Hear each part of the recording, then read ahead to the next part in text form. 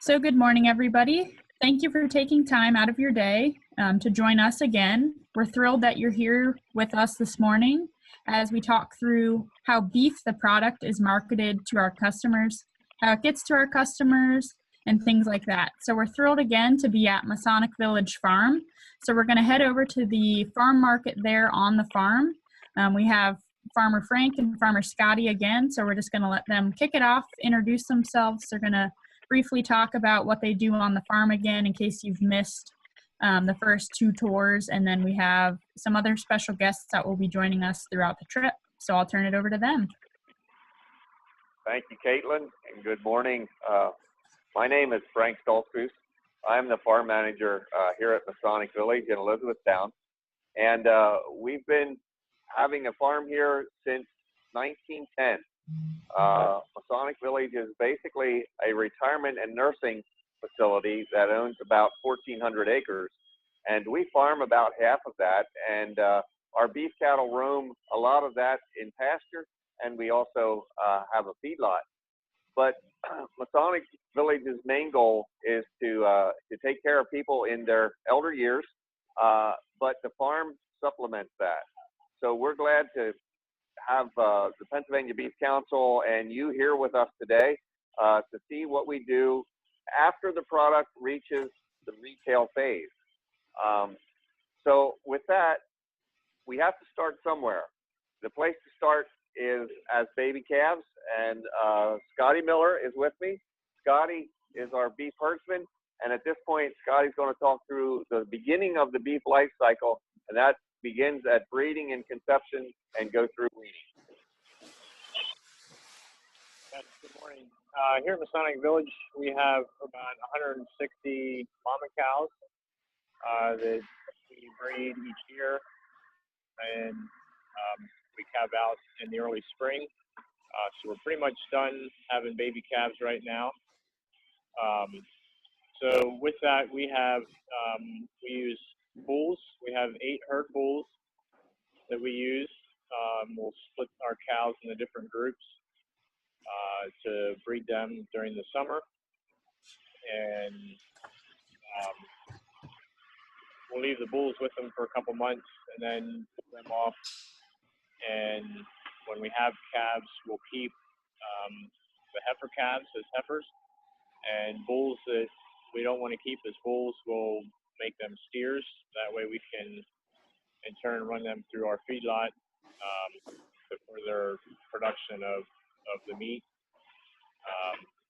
which is what we're mainly talking about here today. Average weight of a bull that we have here is about 1,700 pounds or so. Average weight of our cows could be 12 to 1,400. Average birth weight of a calf is probably around 70 pounds, 75 pounds.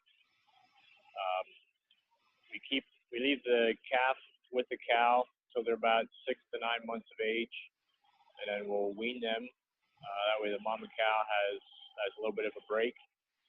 That way she can get rested and fill back up and be good and healthy before she has her next calf. Yeah, I think that's about it. I think we'll turn it back over to Frank. Okay, thanks, Scotty. Scotty's a very important person here at Masonic Village in the beef life cycle because he's with them from the very beginning. So Scotty knows all about the calves at the beginning of their life as they come through our system. From there, the calves will be backgrounded for a bit. They'll be left on pasture for several months until they'll reach 700 to 800 pounds, and then they're put into our feedlot. And at Masonic Village, we've chosen to grain feed all our finished cattle. So when our cattle go to market, they're marbled well. They're very filled with marbling, so they have a really good taste. There are grass-fed beef. We've chosen not to go that route. There's the beef is very, very similar. They just have a different way of feeding them and a different way of marketing them. So here at Masonic Village, again, we've chosen to have our cattle go through the feedlot.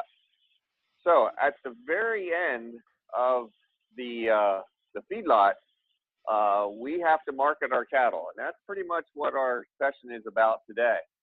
So as they're leaving the feedlot, we'll load them onto our trucks. Most of those cattle will go to a local butcher shop here.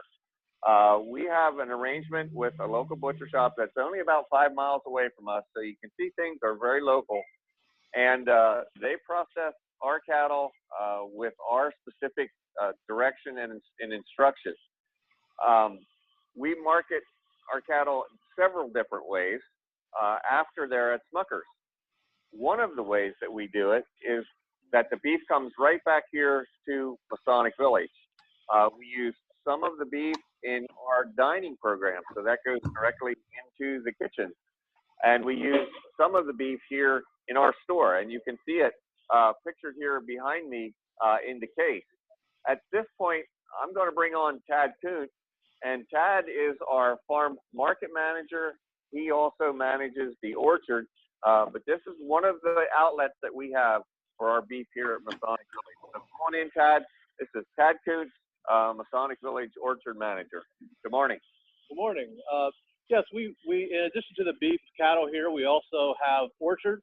We have about 50 acres of orchards. We raise apples, peaches, pears, sweet cherries, tart cherries, plums, apricots, pretty much anything that can be grown on a tree in Pennsylvania.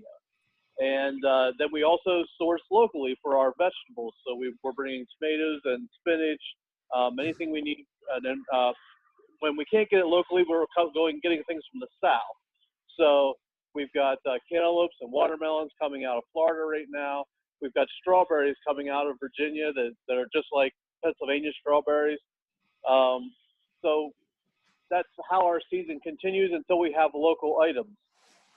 We also carry a lot of other local items, jarred goods, canned goods from local farms. So we're trying to source as local as possible.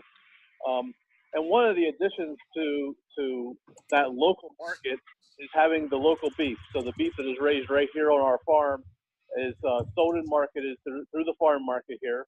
Comes in frozen with all the different cuts are mixed together in boxes. We break them out, and anything from hamburgers to the prime steaks, porterhouse, Delmonico's. They're all here for the customer. And what's really nice is the customer can basically look across the street from our farm market, see the cattle in the field eating grass in the pasture, and know where their meat is coming from. So they like that connection from the farm directly to the farm market. Perfect. Thank you, Tad. You're welcome. So Frank, I think next, can you just talk a little bit about the process of how you get the cattle from the farm to the local processing plant, like you mentioned? I know we have a great video to show that you took the other morning loading cattle. Yeah, Caitlin, once we deem cattle ready to be processed and ready to be marketed, we go into the pens, sort out the amount of cattle that we need for that day. Right now, we market the majority of our cattle on a Thursday morning. So we'll sort them from the large pen. They'll then come across our scales. All our cattle are weighed going in and coming out of the feedlot. So we know exactly how much they're gaining. We know what their rate of gain is. Most of our cattle are gaining about 3.5 pounds a day from the time they enter the feedlot until the time they leave. After they're weighed, again, they're sorted, so we know which cattle are going to which retail person, and then loaded onto our trailer, taken about 5 miles to Smuckers, unloaded there at their outlet, and they take it over from there. So that's kind of how that part of it's handled. That's just that's part of our cattle. The rest of our cattle will go into the regular retail program or the retail system. And that's where a lot of you watching this video would be getting your beef from. So it would go to one of the large packers, and there's only about 4 or 5 of those packers left in the United States. They will process it at that point.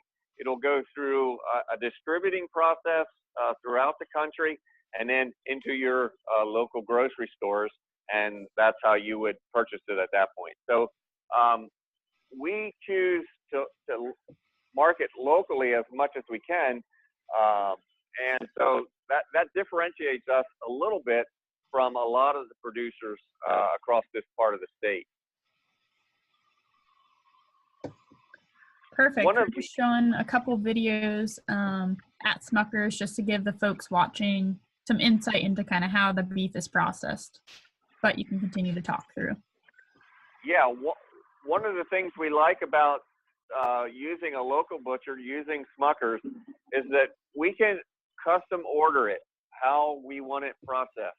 If we want patties made a certain size, if we want small ones, or if we want quarter pounders, or if we want third pounders, or even if we want the big half-pound hamburgers, we can tell them how many of those we want. We can tell them how we want it packaged, how many steaks that we want packaged. So that's the part of the beef that comes back here to Masonic Village.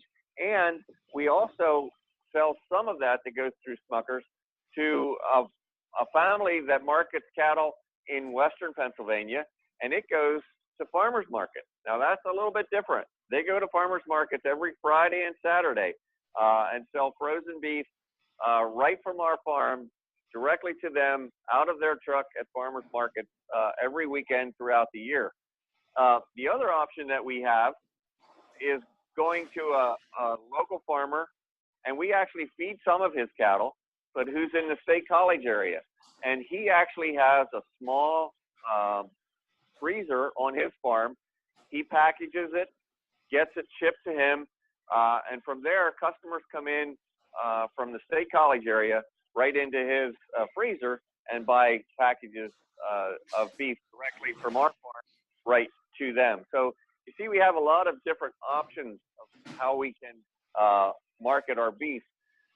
But at this point, I think our main option is selling through a company called Happy Valley Beef Company. We've had a long-standing relationship with them for many years. It started with us just sending 2 head of cattle a month, and we worked with them through the years, and now they're marketing 8 head of cattle every week for us. So every week on a Thursday morning, we load up cattle out of the feedlot, they go to Smucker's, and then they go direct to Happy Valley Beef Company or Happy Valley Meat Company in New York City. And with us today, we have Dan Honig, and Dan is the owner of Happy Valley Meat Company. And so, Dan, at this point, I think I'd like you to tell your story and how you got connected with us and how you handle the beef that comes from Masonic Village Farm. Yeah, well, thanks so much for the introduction, Frank.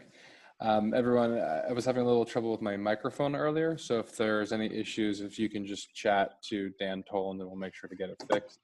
So my name is Dan Honig, and I own Happy Valley Meat Company. What we do is we serve as a third option. So Frank was saying that the first option is you go into the conventional meat system, which goes into most of the retail stores. And then another option you have is to sell it yourself on your farm or at farmers markets. We offer this third in-between option where we will buy the meat from Frank, similar to how larger packers will, except we give him a premium and a consistent price that he can depend on. It's not fluctuating with the market.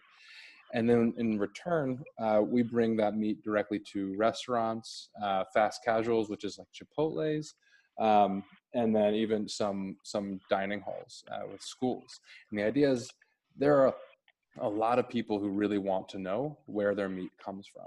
And so most of the people that sell their meat don't get it back.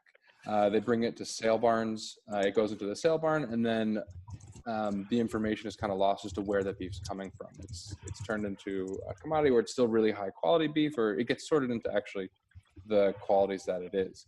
And so no longer would you say Masonic Village Farm, you would say USDA prime beef. And for some people that's really great, but a lot of people and more people are starting to want to know, have a relationship with Frank. have a relationship with the farmers that we work with. And that's where Happy Valley comes into place. At this point, you might be asking yourself, why wouldn't Frank just go directly to all the restaurants that I sell to? And that's a really good question. So farmers speak in whole animals typically. When Frank sells, he wants to get a single price per head of animal, and that's the targets in which his entire financial business is built off of. And what happens is restaurants just want a single part of an animal. And so a restaurant would turn to Frank and say, I want 6 animals worth of ribeyes. And Frank would say, I'll sell you 6 beef. And so there you have a breakdown of the communication, and you have this system where it doesn't work. And that's where the big packers have come in and really made an efficient, beautiful system. Our idea is that we mimic that system where we're able to sell just the cuts of meat that somebody wants. However, Frank's name, Masonic Village's name, Frank and Scotty are on every single piece of meat. So when a restaurant that we work with gets, let's say, 6 animals worth of ribeyes, it'll say Masonic Village or any of the other farms that we work with. And so this way we're still able to tell that full story, but we play this in this translator role. So Frank doesn't have to balance, all the ground beef that comes off of an animal and all the ribeyes, and there's 32 that you can cut as many cuts as you want off of an animal. And inventory balance is one of the biggest problems of the industry. It's very challenging. That prevents a lot of new players from getting in, which is why there's basically 4 major companies that kind of rule the day. So I think that gives a good kind of depiction of what we do, and we really love working with Frank because our main value is animal welfare. And so we've actually partnered with Frank to get third-party certified, and he's in the process of having people come to his farm to verify that his animals, when we say these are happy animals, they're verifying that. And what we can do with that is we can start getting more and more premiums and verifying the data that we're saying. So I think that hopefully answers a lot of questions about why I'm sitting here. Yeah, super helpful. So one question that we had roll in, Dan, is how many restaurants and different establishments are you marketing Masonic's beef to? And maybe, once you are established with certain groups, is there then more demand that comes to you all through word of mouth, or do you kind of have to go out and seek new clients, or how do you handle that? Yeah, so right now we work with every week about 60 different restaurants and establishments, but then there's a rotating roster that won't come in every week. So I'd say we're working with about 120 different companies in which we're distributing Masonic, and we work with a couple other farms as well. A lot of our work is going to find people that are looking for us, but the best thing that happens is word of mouth referrals. So when we deliver them beautiful product that comes from Masonic and they see the beautiful marbling and they see the consistency, then they'll tell their friends and they'll tell their friends. And that's really one of the best ways to market is word of mouth. There's nothing better than just a warm referral. Yeah, and another question that rolled in is kind of, we mentioned you're located in New York City, but could you touch on kind of the impact or the reach of the products that you market from Masonic and the other firms you work with? Yeah, so we're mostly in New York City, and so there's 5 boroughs here. We're in a lot of the restaurants we're in is in Manhattan, which is the kind of quintessential New York City, and a lot in Brooklyn, where people decided Manhattan was too expensive and moved out to Brooklyn, and now Brooklyn's too expensive. But we also distribute all the way down to, we have a lot in Philadelphia and kind of inter spots around Pennsylvania. And then the furthest north we go up to is sometimes Boston. And the furthest south we'll go to is Washington, D.C. So generally the Northeast. Perfect. That helps a lot. I think that, paints a picture again how Masonic is really kind of entrepreneurial in terms of how they're marketing their beef due to where they're located and, the fact that they're located near that metropolitan area and just capitalizing on, that market and reach of consumers. Yeah. Perfect. So we have a couple questions. I think we'll switch back over to Frank and Scotty to address those. And then some of them actually tie into where we're going next. But one of the questions for you guys is, is the beef grass-fed, grass-finished, or, can you talk a little bit about that? Sure. all of our cows are outside. The cow herd, the mama cow herd, are outside 365 days a year.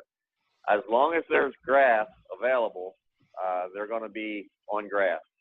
So our basic philosophy is to have the cows on grass as many days out of the year as we can. If they're not on pasture, when we have to feed them, then they're getting the same grass that came off those same fields, and we make that into hay and feed them that over the winter. So our cow herd is outside all of the time and on grass the entire time. So after the calves are born, they're with their mama. They stay on grass for about 6 to 9 months with their mom, and then they're pulled off there and they're introduced to feed. They don't necessarily come into the feedlot at that point. Some go to pasture for a while longer. But when they reach about, when they're through about 3/4 of their life stage, which would be about a year old or so, then they're brought into the feedlot. And for us, at that point, they're grain finished. We do not grass finish any cattle here, so they're put through our feedlot, and most of them are marketed at about 19 to 24 months of age. So you can see the vast majority of even the grain-fed cattle are on grass and on pasture most of their lifetime. Super helpful. The next question kind of comes back to profitability. Obviously, you know, you're running the farm. You said it's part of the Masonic village as a whole, and really complements what you guys are doing there. So this question just asks a little bit about profitability and kind of how you manage that. Obviously, you know, at the end of the day, you have to run the farm as a business and have to show a profit. So kind of just touch on that a little bit. Sure. Farming's getting tougher and tougher all the time. The margins get smaller and smaller. So we have to look for ways to market our beef or our final product for as much as we can get for it, basically. So we have all our expenses coming in. Everything, when we plant corn or plant soybeans or harvest hay, all those expenses get put through the cattle. So our only source of income is what we get for our beef when we sell it. On the open market, the price varies so much. It's up and down all the time. We never quite know where it's at, where it's going to be.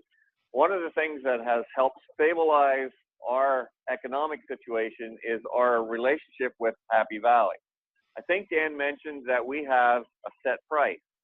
So Happy Valley and some of our other customers buy from us on what we would call a hanging weight, or the weight of the carcass. So they're purchasing the entire carcass at a set price per pound for that carcass. So we know 6 months from now how much we're going to be receiving for the cattle that we are putting into the feedlot. So that's been a very helpful thing for us financially. It also stabilizes what we do. It also allows us to look into the future and say, how long can we do this for? Is this a stable and sustainable thing for us? And for many, many years, we've proven that this way of doing it is very sustainable. It can be profitable, but yet we can return everything that needs to go back to the land. So it's working out very, very well. Perfect. Great answer, and greatly appreciate you explaining that to all the folks joining us. Another question that rolled in for Dan Honig is, how does Happy Valley Meat Company ensure that the beef product is meeting the needs of your customer and kind of the end consumer? So obviously you're working with different restaurants and things like that. So how do you manage making sure it's meeting their needs, but then ultimately the end consumer that they're serving? Yeah, so the way I would phrase our business is we're very relational. That's kind of what we bring to the table. And so we're very hands-on with our customers and very hands-on with our farmers. So when we looked and we found Frank in the first place, we were looking for a particular type of beef that was going to be high-grading beef, high-yielding beef that would be really nice on the plate. And so luckily we've never really had any problems with Masonic because they do such a wonderful job. But when we do have problems, our customers will tell us instead of just dropping us, or I guess occasionally they would, and that'd be bad. But for the most part, we're keeping our relationships up. We're talking, we're asking questions like, how is the meat coming in? We also then have the plants are telling us about the quality. So once an animal is processed, we have, if you think about it like if you've heard of HACCP plans, like your hazard and critical control point, but you can do this for your quality control as well, where you look for at every point when is the last time somebody will see this product before it goes to a customer. And so that's a lot of times that's our plants and our warehouses. And so we give them product specifications as well to make sure that they don't ship anything that's below those specifications. Perfect. Another question that rolled in from Of the Vine Academy is, are all parts of the cow used? So whoever wants to field that question, go ahead. Yeah, I could take that, Frank, if you want. Quick guess to that one, but Dan knows how that all gets accomplished. But I will say all of the beef that goes through Happy Valley, that is fresh. That goes fresh directly from our farm, processed at Smuckers, and gets shipped directly to the restaurant. So it's fresh, never frozen. So Dan, do we use all parts of the animal? So all parts of the animal are used. We don't use all parts of the animal. So what they always kind of say is for meat companies, the meat breaks even. And then it's like the profit is in using all the other, like the oils and all the side, the byproducts. And so if a product doesn't go to a restaurant, we try to sell as much as we can to customers. And what doesn't gets rendered and turned into makeups, and makeup is a really big component. Like the leather gets turned is the luxury car. So every part of an animal is used by the entire industry. So we're not making leather. You have to be quite big to do that, but the hides are being turned into leather, and the organs and fat are being rendered down into other byproducts. Perfect. That's great. So I think at this point, we'll field some additional questions here at the end, but I think we're going to switch back over to the farm market and just talk a little bit again about the product and how it's labeled. So I'll let Frank or Scotty grab some product out of the cooler there behind them, but I'm just going to briefly talk about the process and whatnot, and then let Frank talk about the specific labels that are on there. But again, just wanted to emphasize to you all joining us either live or watching this recording that 100% of beef processed in federally inspected packing plants is overseen and inspected by the USDA. So all beef that you're consuming, whether it's from a grocery store, from a restaurant or a food service type setting, it's all been inspected and overseen by USDA. So on the screen here, you'll see some of the different marks that you'll find on the labels. So on the left would be the marks for wholesomeness. So those are the inspection stamps saying, that this product has been inspected and has met all the different qualifications needed set forth by the USDA. And then you'll see there that there's different establishment numbers. So all of the processing facilities all have their own unique identification number. So like Frank and Dan and all of them have been mentioning, the beef from Masonic is processed at Smucker's Meats. So Smucker's would have their own individual identification number, and that just largely comes back to keeping everybody accountable and knowing, where the meat is coming from if there was ever anything that needed to be addressed. And then on the right side of the screen, I might add, Caitlin, that not only the Smucker's identified, but the order number, the lot number, and even goes right down to the carcass ID. So everyone knows exactly throughout the whole chain where this cut of meat came from.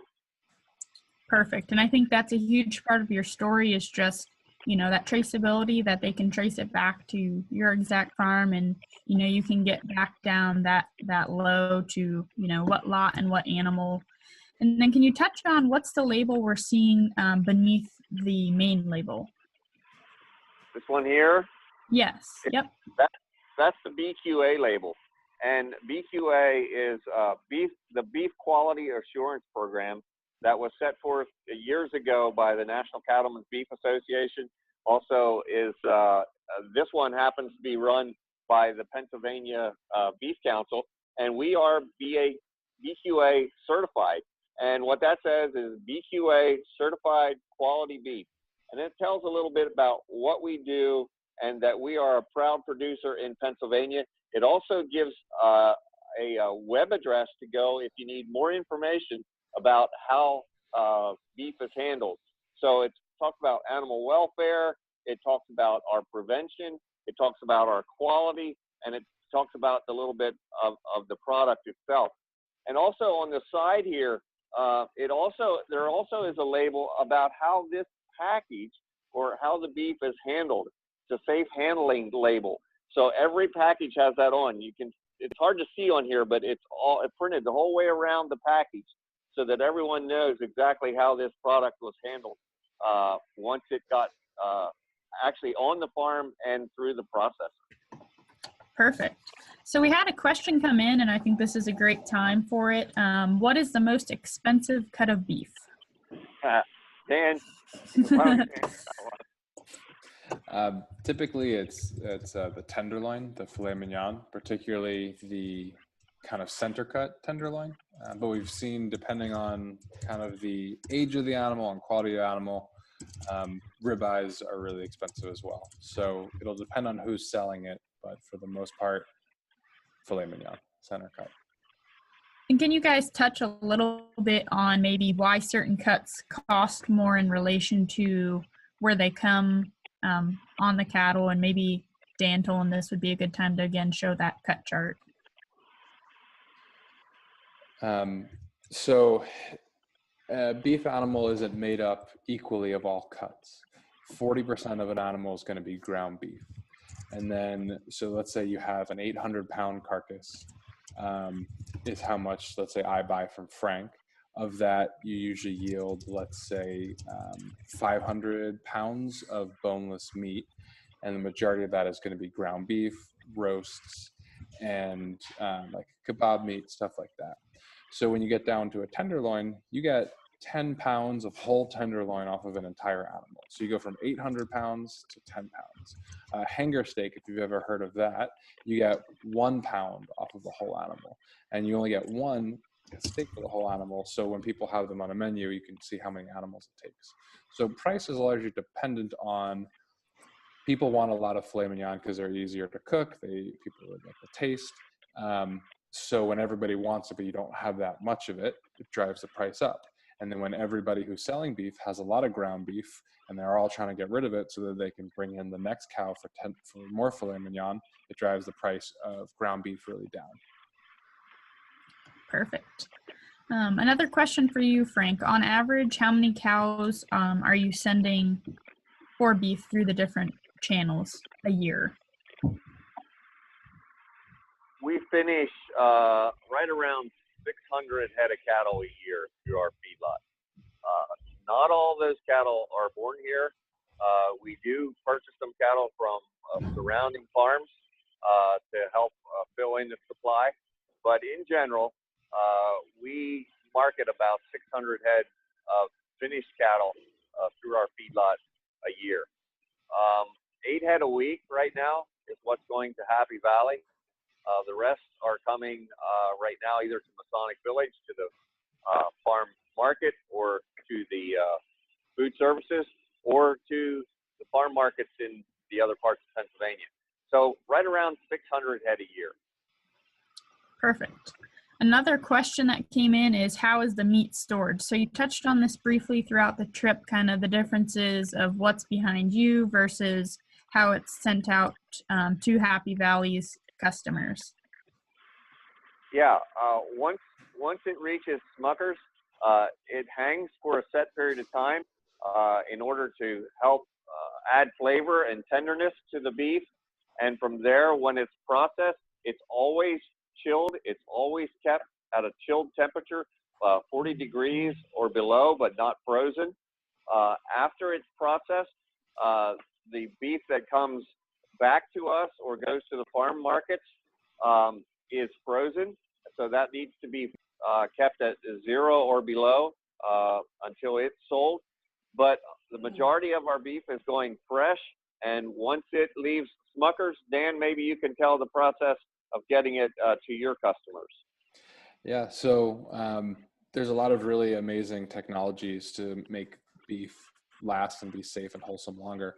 One of these is vacuum sealed packaging. So if you saw what Frank was holding earlier, it was, the piece of meat in a plastic bag. And what that does is they're able to pull all the oxygen off, which makes it harder for microbes to grow. And then it creates a seal, so that package extends the shelf life of the beef and keeps it safe longer. So the majority of the stuff that we sell from Masonic is in the vacuum sealed packaging and is delivered fresh. We have a warehouse in Lancaster, so it's all stored in basically boxes by cut, and then our customers will order particular cuts, and then we'll ship it directly to them via refrigerated trucking. So like you mentioned, the product that you're shipping to your customers is all fresh. So just chilled, not frozen. Correct. Perfect. All right, we'll wait and see if any additional questions filter in. But again, if we could just swap that slide up with the labeling, I just wanted to briefly touch on what folks were seeing on the right side of their screen, just so there's no questions. So back to labeling and the fact that 100% of beef processed is, federally inspected through the USDA. So we touched on the different markings that you'll see for wholesomeness, but just wanted to briefly touch on the stamps and what you'll see based on eating quality. So a quality grade would be assigned to a carcass when it is harvested. So you've heard throughout this whole presentation, both Dan and Frank and Scotty talk about the importance of what they're feeding their cattle and how they're handling them and taking care of them. And this all combined with genetics really is what correlates to the eating quality and the experience that folks are going to have with that beef product. So there's different grades of beef.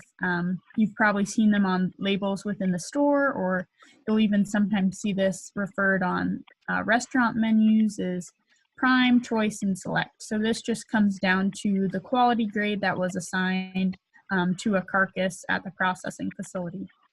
So if either of you guys want to touch on that briefly, feel free. Well, yeah, I can a little bit. The quality grade has to do with the amount of marbling that is in the beef. And the only real grade can be done by a USDA grader. We have in the plant at Smucker's USDA inspectors who inspect the marketing process and the harvesting process, but they assign a quality grade that is very, very similar to the way that the federal inspectors do it. So at this point, our beef is graded by the people at Smucker's, and the vast majority of it is very high quality. We're running about 90% to 95% choice, a little bit of prime, and very little select. But in a major plant, USDA graders are assigned to that. And as cattle are going by the line, they're grading one about every 7 or 8 seconds. It goes really fast. And they're now getting also to where they can do it with a camera. There's actually a computer system set up so that the camera can take a picture of that carcass, certain segments of that carcass, and assign a quality grade without a person even looking at it. Wow, impressive. And when you're talking about quality, can you just explain to the folks that are tuning in what marbling means? We've talked about that a lot, but can we just explain the basics of what that means and why it's so important? I'll give you the farmer's talk on that one, and then Dan can explain the real thing. But basically, as cattle do what we call finish, or they get a certain amount of back fat cover over them, our goal is to have that fat content distributed through the meat in little specks of what we call marbling. And the more marbling we have, or the finer that is, the more that is well distributed throughout the beef, the higher the quality, and at least in my mind, the better it tastes. So now you give the real reason, Dan. Frank, I think you hit the nail on the head. What you also get is the more marbling you have, the easier it is to cook, the more juicy something's going to be. So when you see really lean pieces of meat without marbling, when you cook it, all the muscle fibers shrink up and you get really tense, tough meat. When there's fat in between those fibers, it lubricates it, and so it makes for a really pleasant and juicy, mouthfeel. And then fat does store all the flavors, and so I call corn the great equalizer. Corn kind of will take out a lot of the complexities that you'll see with maybe some of the more grass-fed animals. But animals will store a lot of the flavor from what they eat in their fat, and that's where the flavor is transferred. Perfect. I think that helps a lot. So we have about 3 minutes left. So if any of the attendees have any additional questions, please drop them in the chat box now, and we'll be sure to get them answered for you. And then Caitlin, I saw somebody had asked a question about processing. We don't need to go into that here, but I will say if somebody wants to learn about processing, like happy to talk about it outside of this, if it seems like maybe some of the audience is split on wanting to hear about that. In no way want to hide that that's a very major part of what we do, and we can't do it without it.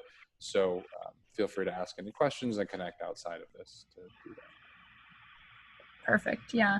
And this is a great opportunity for me to give a call out again to the Pennsylvania Beef Council. We work on behalf of the farmers and ranchers and are here to provide any information for you all between, the farm and the end product. So if you ever have any questions on, how beef gets to your plate and, how to cook it, how to prepare it, different recipes, that's our goal. Our goal is to serve as that liaison and spokespeople on behalf of the farmers who are working hard day in and day out to provide this high quality source of protein for you all. So with that, we're about towards the end of time, and I don't see any more questions flowing in. So again, just want to thank you all for all of the time that you set aside to tune in and join in with us. And again, just a huge thank you to Masonic Village Farm and Dan Honig from Happy Valley Meats for joining in and sharing your insight and expertise with us all. Thanks for having us. Thanks, Caitlin.